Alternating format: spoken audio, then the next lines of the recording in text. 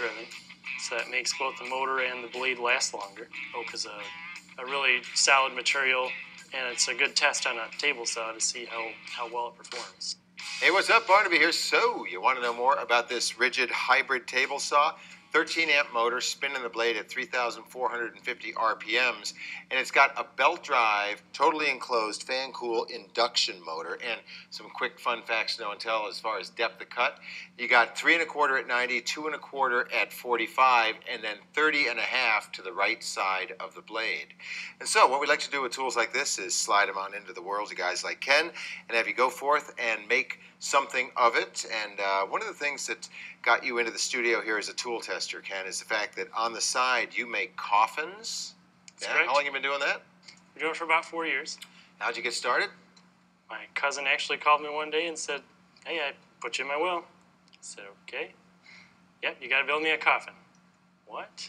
Nice. So how many coffins have you built? So I built about 8 of them so far. Okay, cool. And you know, as you look at the pictures, it's really very interesting. I mean, you customize them to the person, like that one with the propeller and the lumberjack stuff. Obviously, the guy was a lumberjack, but what's up with the propeller? He was a mechanic in World War II on airplanes, so nice. he got a propeller. Okay, cool. So, well, and so what sort of projects were you doing with this table saw right here, so we can get into the performance? Running plywood through for our coffins, running oak through for the trim work on the coffins. Okay. Our rough sawn cherry for that particular one with the flannel interior. Yeah. How did it do? It powered right through it. Went through just like it was butter. So it did fantastic. Okay, so let me ask you this about the quality of the blade, because it comes with a 10-inch 40 tooth. Do you think that was a good choice of blade they put on the machine? Yeah, that'll do just about any cut that you need it to. For some of the stuff I do, I need a finer cutting blade, so I'll use one that has more teeth on it. Okay. What about accuracy of the fence right there? The fence is real accurate after you adjust it to the blade. They don't come out of the box adjusted square to the blade, so you just have to loosen four screws here and get it straight with the blade. Okay, well, you know, I was talking to Chad, the guy that assembles the tools for us here at Tool Select, and he said that his experience is that coming out of the box, you know, the instructions are written, but they're not completely understandable. I mean, he said he had some problems just making sure that everything was right, and so I guess it would be up to the person that's assembling the machine to actually square it up ultimately, right? Yep. Yeah. Okay, so what about other adjustments, you know, depth of cut, beveling? Is it all pretty easy to get to and accurate? Yeah, it's all easily within reach, both the bevel and the depth cut. And then also within reach is they come with a push stick, magnetically holds to the side, that pushes your piece through without cutting your fingers off. That's a good point. Always use that. It's an excellent piece. Yeah. And it also comes with a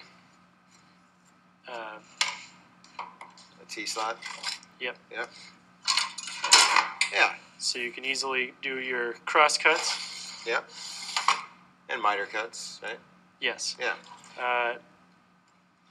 I like to attach a board to here to get more surface area. I think they do it for cost and for the fact that they need it to stay on the machine. Sure, so you'd like a higher profile, but yeah. All right, so then what about dust collection on this? Does it have a port? The dust collection on this just drops straight down to the center, and it drops down to a 4-inch pipe, which would be nice if you have a 4-inch collection. Right. But if you're hooking it up to a vacuum, they didn't send any pieces to go down to a 2-inch. So, you know, it's funny when I do this. People watching the video are like, "Ooh, man, it kind of moves around a little bit." So tell me about that. Is this a good solid work surface? Yes, it is. This is set up so that it can wheel around your shop. Right. And when you don't want it to wheel around your shop, it'll let you know it. Man, I think the people downstairs know it too right now. So now that's solid. Yeah. That is solid. I mean, that's hard to move. Yeah. Okay, so let's get into design on this.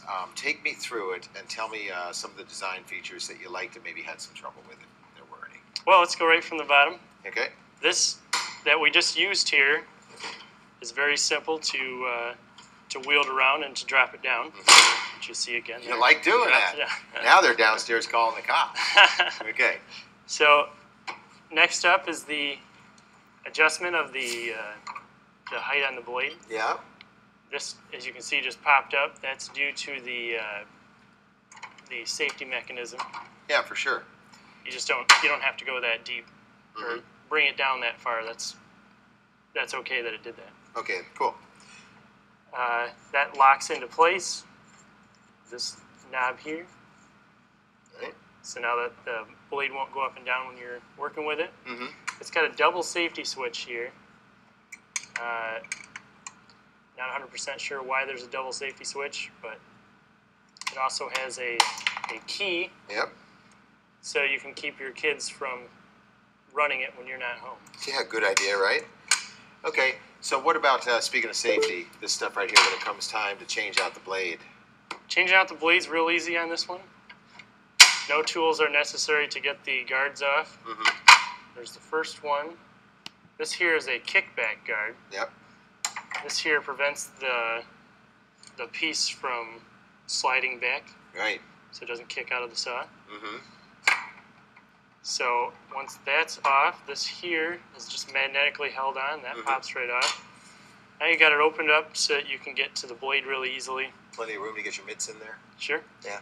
And then it also has the tools right on the side that you can easily take it off with their wrenches. So you don't have to try to come up with wrenches when you got to change a blade. Sure. Cast iron top, solid. I mean, you could see when we dropped that thing down, this thing was solid. Absolutely. So it's not going to tip over when you're shoving a piece of plywood through it. Right. Rigid has a lifetime warranty on everything. So they say it's going to last, and I say, yeah, it's going to last. Right, yeah, especially because you can go back to them if there's a problem, and they'll give you a new one or service this one, right? Yes. Cool. All right, then, at the end of the day, Ken, having used this, would you recommend it to somebody? Because people are coming to this site to look for real stats from real people, so what do you think? Yes, this is, again, quality. It's at a good price point. It's affordable. Fits in your shop. Can roll around real easy. Why wouldn't you buy it? Okay. Well, you know what? There's the answer to the question. I mean, what tools should you buy? And so that's why you came to toolselect.com, because, again, we just try to put the tools into the hands of real people so they can tell us about their experiences so you can have peace of mind when figuring out which tool is right for you.